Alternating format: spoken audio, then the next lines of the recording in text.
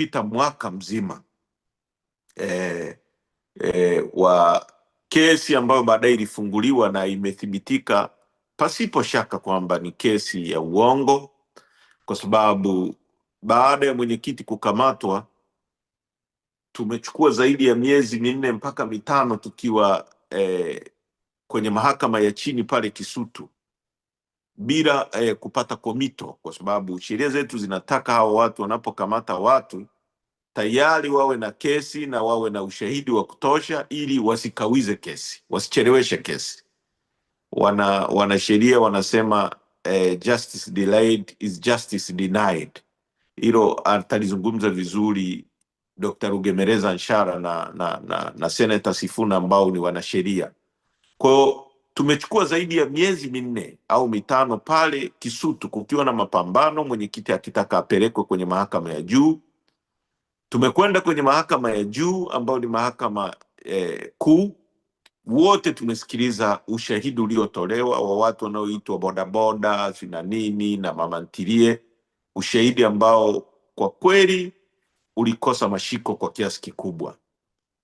Lakini baada ya kuwa umepanguliwa kwa kiasi kikubwa, wamekwenda mahakama ya rufani ambako wamekata rufaa, na hili nitaliomba pia Dr. Nshala anapozungumza alizungumzie.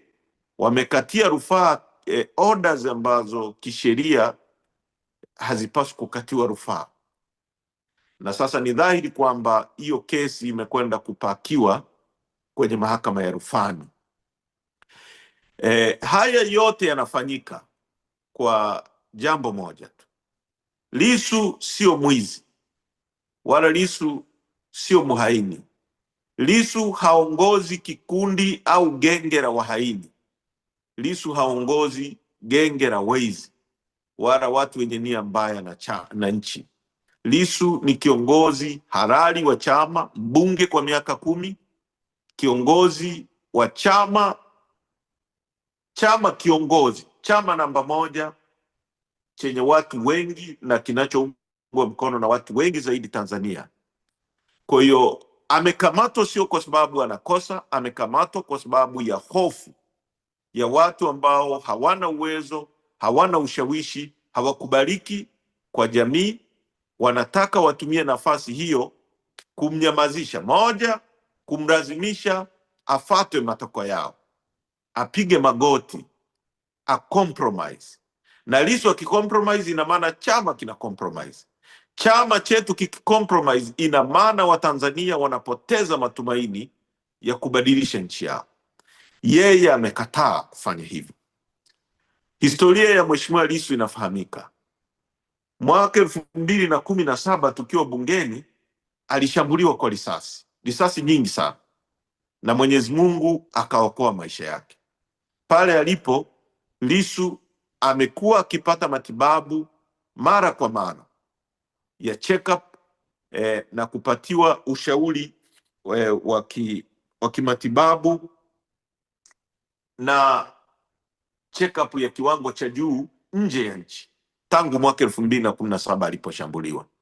Kwa leo mwaka mzima ametimiza ndani ya gereza akiwa hana kosa, kesi ikiwa imepakiwa, na yeye hajapata check up wala hajapata matibabu ya aina yoyote tangu alipokamatwa mwaka jana tarehe 9 kama ya leo mwezi wa 4. Tumesema sana sisi kama chama. Yeye mwenyewe kwa kutumia familia yake ambao pia nimeongea nao mara kwa mara, nafanya mawasiliano na familia yake, amethibitisha kwamba anahitaji check up ya afya yake, kwa sababu hiyo ilikuwa ni utaratibu wa kila baada ya miezi 3 anakwenda kufanyiwa check up na kuhakikisha kwamba afya yake inaendelea kuwa imara. Sasa ni miezi 12, kwa maana hiyo amevuka check up 4 ambazo alipaswa kufanya katika kipindi cha mwaka mmoja ambao anashikiliwa kwa kesi ya uongo. Mheshimiwa Lissu pamoja na kupitia magumu yote haya amekataa kuwapigia magoti hao wadhalimu ambao mimi mwenyewe na yeye na viongozi wengine wa chama walitutafuta, pia wametafuta familia yake, wakijaribu kuweka masharti ambayo sisi tumeyakataa. Mojawapo ya masharti hayo ni kwamba Lissu akubali kuachiliwa, lakini aache kufanya siasa ndani ya nchi, aache kuwatetea Watanzania, aondoke akakae nje ya nchi. Lissu amekataa. Wametupa masharti ambayo sisi tumeyakataa. Na yasema haya mbele yenu wa Tanzania ili mwelewe kwamba Lissu anaumizwa kwa sababu ya mapenzi yake kwa nchi yetu, kwa sababu ya mapenzi yake kwenu, kwa sababu ya mapenzi kwa kijana ambao umemaliza chuo, hauna kazi ya kufanya, wakati fedha kwa mabilioni ya fedha yanaibiwa kila siku, kama tulivyosikia kwenye ripoti ya CAG kwamba unakuta sekta moja tu au vifaa vinanunuliwa feki au vilivyopitwa na wakati au kila idara inapata hasara, huku Watanzania kwa maelfu wanakufa kwa kukosa madawa ambayo walistahili kuwa nayo. Watu hawana maji. Lissu yuko ndani kwa sababu anataka upate maji. Lissu amekamatwa, yuko ndani kwa sababu anataka wewe kijana unayeendesha bodaboda upate kazi ambayo ni decent zaidi, kazi ya heshima zaidi ambayo itakupatia kipato kikubwa. Lissu yuko ndani kwa sababu anataka madini yetu, kama alivyosema siku alipokamatwa akiwa Mbinga, akizungumza kuhusu maelfu kwa matani ya malori ya makaa ya mawe yanayoondoka Mbinga, huku watoto wa Mbinga wakibaki wana utapiamlo na hawana hata shule wala maji. Anataka hayo makaa ya mawe na chuma na dhahabu ambayo Mwenyezi Mungu ametujalia itumike kuendesha na kubadilisha maisha yako. Lissu hajakamatwa akiwa naiba, na kwa sababu Lissu amekamatwa kwa sababu yako na mimi na mwingine na kila Mtanzania, lazima ni wajibu wetu sasa kumpigania Lissu na kumtetea. Alipokamatwa Nelson Mandela akawekwa ndani na wenzake wakati wa kesi maarufu ya Livonia trial ambayo iliwahukumu kufungwa miaka 27. Mara ya kwanza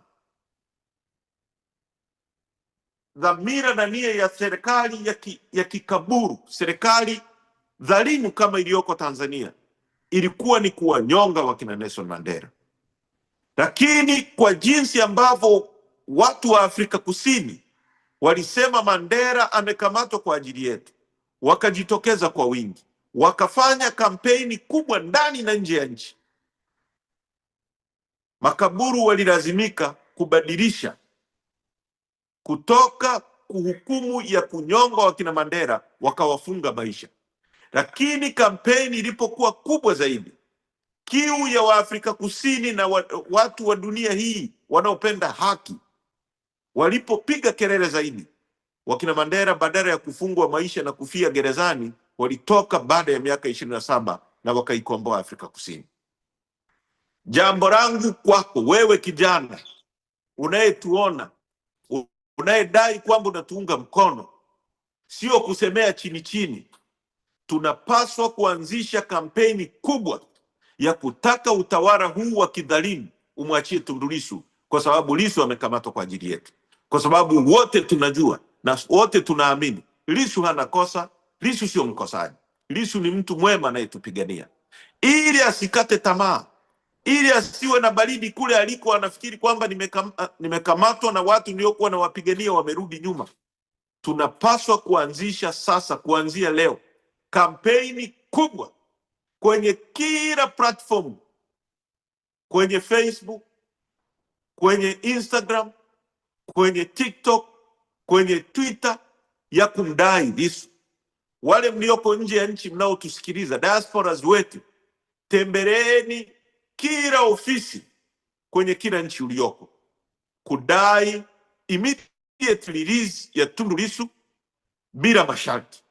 Watu wetu wa diaspora, mfanye kama walivyofanya watu wa diaspora waliokuwepo wa Afrika Kusini wakati ule. Vijana wetu mlioko ndani ya nchi, vaeni t-shirt zenye jumbe za kutaka utawala dhalimu mwachie Tundu Lissu.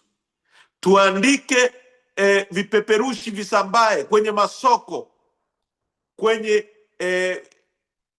kwenye posti za milingoti ya umeme, kwenye majengo ya ofisi za serikali.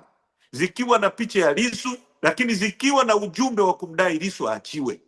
Sasa tunataka tuanze kampeni kubwa ya kuwaunganisha Watanzania, na hatua nyingine ya pili tutakayoenda, kama hawatatusikiliza, hatutaendelea kukaa kimya na kunyamaza na kulia. Tutaitisha maandamano makubwa kwa nchi nzima ya kutaka sasa utawala dhalimu usikie na umwachie Tundu Lissu. Mwaka mzima umepita, hatuwezi tena kuendelea kukaa kimya, kuwataka wao kwa huruma yao waone mpaka lini watakapoamua kwa furaha yao kumwachia Lissu.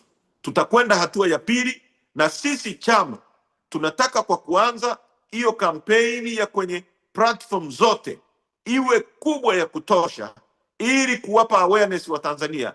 Na sisi baada ya vikao ambavyo tutaitisha, mtatangaziwa, tutasema neno ni lini na ni vipi tunaanza kuwashinikiza ili wamwachie Tundu Lissu, kwa sababu tumegundua kichaka cha mahakama ni kichaka kinachotumika kumuumiza Tundu Lissu, kwa sababu kama tumeandika Lissu mwenyewe ameomba under certificate of urgency kesi yake iweze kuendelea, na kama au watu wanaamini wana kesi na wanataka kutumia mahakama kumpa haki, lakini inaonekana kwamba sasa ni jambo ambalo ni la kutumia mahakama katika kukomoa watu na kuwanyamazisha na kuwaumiza. Hatuwezi kuendelea kuumia milele huku tukiwa tumefunga midomo. Lazima tushiriki na wenzetu wote kwa dunia nzima wanaotuunga mkono na wanaotaka kupigania haki, ili kuunganisha nguvu yetu kwa pamoja kudai Lissu aachiliwe bila masharti, arudi mtaani kufanya kazi yake. Na mimi kwa niaba ya chama chetu nataka niwahakikishie Watanzania, hatutapiga magoti, hatutageuka nyuma, hatutakubali kuramba viatu vya wadhalimu. Tunataka haki tendeke na haki ionekane kutendeka. Asanteni sana, na wakaribisha katika siku hii muhimu ya kujadili kiongozi wetu jasiri, kiongozi makini, ambaye yeye yuko mbele yetu na sisi tunamuunga mkono, ambaye ataongoza nchi hii kutoka kwenye safari ya miaka 63, miaka 64, actually miaka 65 ya kuwa kwenye makucha ya umaskini mkubwa wa kusababishiwa, ya kuwa kwenye makucha ya udikteta unaoteka watu na kuwapoteza watu, ya kuwa kwenye makucha ya kuua ndoto za vijana wetu, ya kuwa kwenye makucha ya kuishi kwenye ufukara wakati rasilimali zetu zikifaidiwa na watu wachache wasiokuwa na uwezo, wasiokuwa na dira, wasiokuwa na mwelekeo, watu ambao wamerudisha nchi yetu nyuma. Kiongozi wetu anayetuongoza kwenda mbele, wote wa Tanzania tunapaswa kumuunga mkono. Asanteni na karibuni sana katika mjadala huu ambao tutauendesha kwa siku nzima katika kumbukizi ya mwaka mmoja tangu kukamatwa kwa kiongozi wetu. Ni mwaka wa mateso, ni mwaka mrefu mno. Tumesubiri asubuhi hii, lakini tunaona haifiki. Lazima tuchukue hatua ya pili kutaka tuifikishe asubuhi na mwenyekiti wetu atoke. Asanteni sana na karibuni.